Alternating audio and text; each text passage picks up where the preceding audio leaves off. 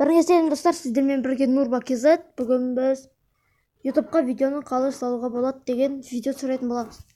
Достар, біз видеоны YouTube'қа қалай саламыз? Міне, YouTube'қа кіреміз. Міне осылай болып шығады. Жоғары жағында міне мына жерде былай тұрады, соны басамыз. Міне мынаны.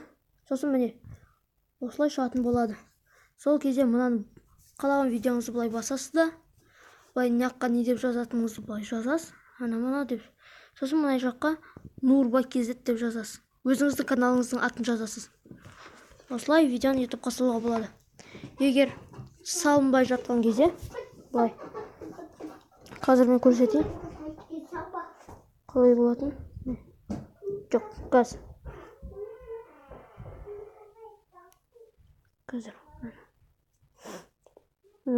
Былай жасайсыздар.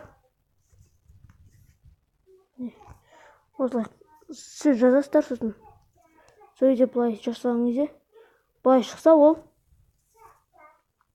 былай болмайды, бұл YouTube'қа салынбайды. Өйткені видео қараңыз, міне мына жерде көрсетіп тұр 19 минуттық видео деп. Сондықтан ол салынбайды. Өйткені ол 15 минуттан асып кеткен. Сондықтан видео 15 минуттан аспау керек. Міне. Осылай видеоны YouTube'қа салуға болады. Сонымен сау.